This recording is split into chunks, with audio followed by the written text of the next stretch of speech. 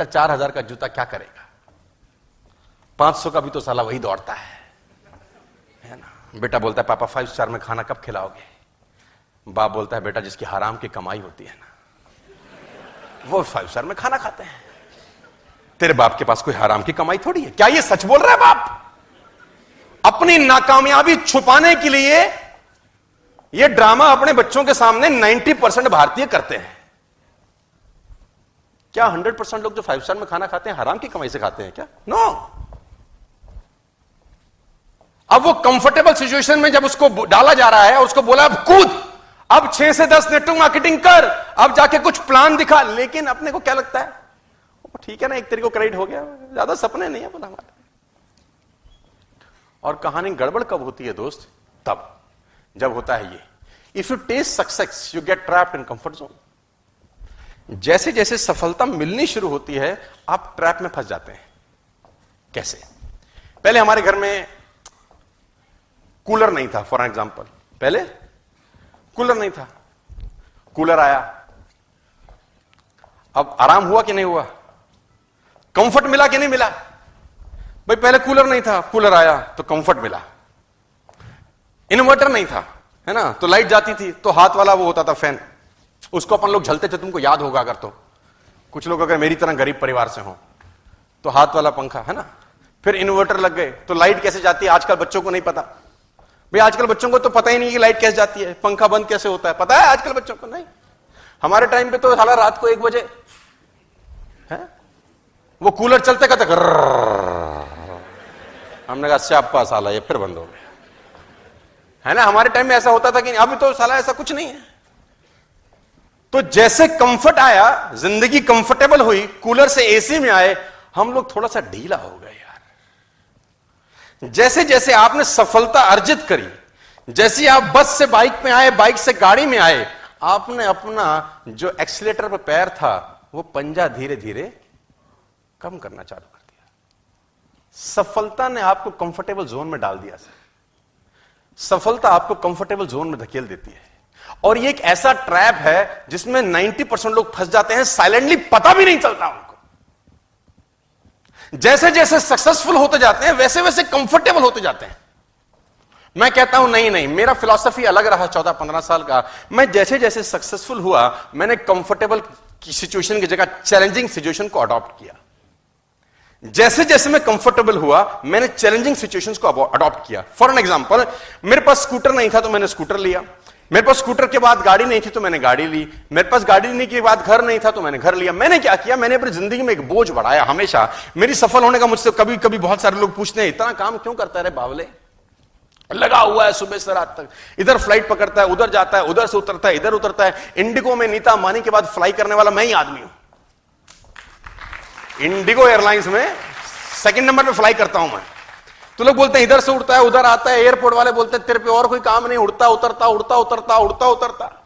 तो हमने कहा सिंपल फिलॉसफी है, रॉकेट से पूछो क्यों तेज चलता है, तो रॉकेट बोलता है तेरे पिछवाड़े में लगेगी तो तुझे पता चलेगा क्यों तेज चलता है। रॉकेट से पूछो, जहाज पूछता है उससे कि तू इतना तेज, उसने बोला तेरे पिछवाड़े में लगा आग, तो तू भी हमसे तेज चलेगा। लेकिन जहाज पिछवाड़े में नहीं लगाता, रॉकेट पिछवाड़े में। तो पिछवाड़े की आग को मैं बोलता हूं liabilities. Take some liabilities in your life my dear friends. ये अपने आप आपसे काम कराती है। आज तुम्हारे पे 2 लाख रुपए की ईएमआई हो खाली, बस तुम्हारा बाप भी नहीं सोएगा रात को। हाँ, रात भर नींद नहीं आएगी, साला पैसा कैसे आएगा, पैसा कैसे आएगा, खोपड़ी चलेगी कि नहीं चलेगी। अब लाइबिलिटी साइबिलिटी है नहीं, एसी ऑन किया सो गए, एक तरीके को पैसा आ जाएगा, ऐसी की तैसी में जाए दुनिया, हम सेटिस्फाइड है, we are satisfied, I have no issues. कुछ मत करो, ये चैलेंजिंग सिचुएशन है। देखो ये सिचुएशन में आपको खुद अपने आप को डालना पड़ेगा, नोबडी एल्स विल कम, कोई नहीं आएगा आपको। अब कुछ लोग बोलेंगे ये क्या तरीका है, मैंने बोला यही तरीका है यार। हम लोग डंडे के लोग हैं, जब तक डंडा नहीं पड़ता काम नहीं करते सर। मैं बता रहा हूं सर, जब 15 दिन छुट्टी होती थी ना स्कूल एग्जाम के अंदर, 15 दिन किसी एक पेपर में छुट्टी होती थी, टट्टू नहीं पड़ता कोई। एक दिन छुट्टी हो साला आग लगा देता है उसी एक दिन में। 15 दिन में क्या बोलता है, कल कर लूंगा, कल कर लूंगा। मेरा फाइनल ईयर का स्टूडेंट मैं एमबीए मार्केटिंग मैनेजमेंट का मेरा क्लास था जब मैं फाइनल ईयर में था 98 के अंदर, तो उसमें 8-9 छुट्टी थी साला। बच्चे खुश थे। मैंने कहा बर्बाद हो गए हम। तो उसने बोला 9 छुट्टी अच्छे से पढ़ेंगे। मैंने कहा कोई पढ़ाई नहीं होगी, क्योंकि 9 दिन जब मुझसे किसी ने बोला कब, तो हमने बोला अभी तो दिन है, अभी तो दिन है, अभी तो दिन है। मुझे आज भी याद है कि आखिरी दिन में कोई किताब को टच नहीं किया। लास्ट दिन तक तो किताब ही बाय नहीं करी। आखिरी दिन किताब खरीद के लाया मैं। मुझे आज भी याद है मार्केटिंग मैनेजमेंट का मेरा एग्जाम था नेक्स्ट अगले दिन का, और मैं उस दिन किताब लेके आया कि अब तो एक ही दिन रह गया है। हम लोग दोस्त बना के चौकड़ी बना के पढ़ते थे। आप लोगों को याद होगा जब एक घर किसी एक लौंडे के घर रहते थे सब, याद है आपको? टट्टू ना पढ़ते थे वहां पे, पढ़ाई के अलावा सारे काम होते थे वहां पे। डिटेल में समझाने का मत बोलना मेरे को। वो बुक बाय करके आए हम। तो 4 दोस्तों की हमारी चौकड़ी थी। नाम नहीं बताना चाहता, रिकॉर्ड हो रहा है, कल यूट्यूब पे जाएगा तो पीटेंगे मेरे को पकड़ के कि घर की बातें बाहर बताता है। तो मुझे याद है आज भी, वो सब बैठे पढ़ने को और मैंने किताब उठाई तो मेरे को तो उबासी आ गई। तो मैंने बोला भैया मैं तो सो रहा हूं। उसने बोला नालायक कल तो एग्जाम है। तो मैंने बोला तुम कब तक पढ़ोगे? तो हमने बोला, उसने बोला हम 12 बजे तक पढ़ेंगे, फिर हम सोएंगे, फिर 5 बजे उठेंगे। तो मैंने कहा जब तुम सोने लगा तब जगा देना मुझको। तुम 12 बजे जब सोने लगो तो अपन को जगा देना, जब तुम सोओगे फिर हम रात भर में कर देंगे कांड। तो उसने बोला ठीक है। अपन सो गए चद्दर वद्दर लेके। अब वो 12 मुझे हाथ लगाए, सोनू उठ। मैं भी उठा। मैंने कहा हाँ उठ पढ़, कल तेरा एग्जाम है। मैंने कहा तुम सोने लगे हो?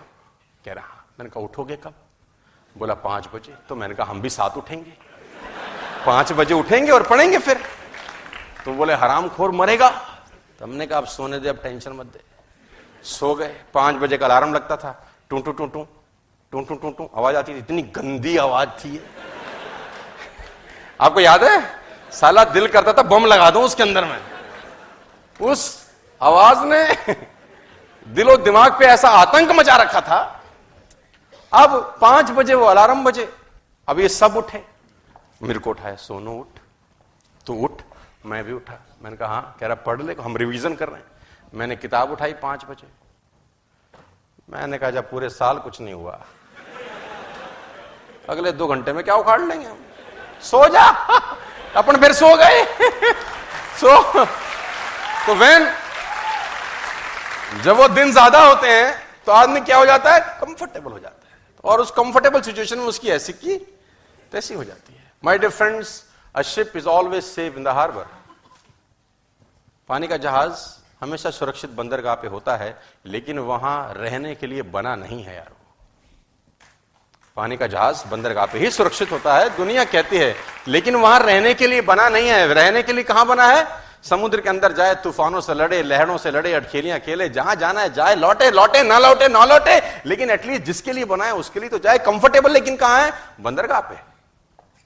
उड़ने वाला जहाज कहां ज्यादा सुरक्षित है? एयरपोर्ट पे। कोई तकलीफ नहीं है। जेट एयरवेज के खड़े हैं, मैं देखता हूं, कोई तकलीफ नहीं है साला। लेकिन क्या वहां रहने के लिए बने थे क्या यार? हां जी। वो आसपास की एयरलाइन जाती होंगी तो मुंह चढ़ाते होंगे उसको साले को, हम फिर गए, तू साले यहीं रहे। तो बहुत सारे लोग ऐसे हैं जो आपकी सामने से टेक ऑफ कर जाएंगे, आप अगर एयरपोर्ट से उड़े नहीं तो यार। तो टाइम है आपका कंफर्टेबल सिचुएशंस को छोड़ देने का और आगे बढ़ जाने का। मेरी आपसे बड़ी सिंपल सी गुजारिश है, जो मैं आपको 11 कमांडमेंट्स बताना चाहता हूं। उसमें पहला कमांडमेंट यह है कि कोई आदमी आपकी जिंदगी नहीं बदलेगा आपके अलावा। आपके पैर का कांटा आपको ही निकालना पड़ेगा। इस दुनिया में किसी को तकलीफ नहीं है तुम पे पैसे हो कि ना हो, तकलीफ सिर्फ तुमको ही होगी। और वो तब होगी जब आप कंफर्टेबल लेवल को तुरंत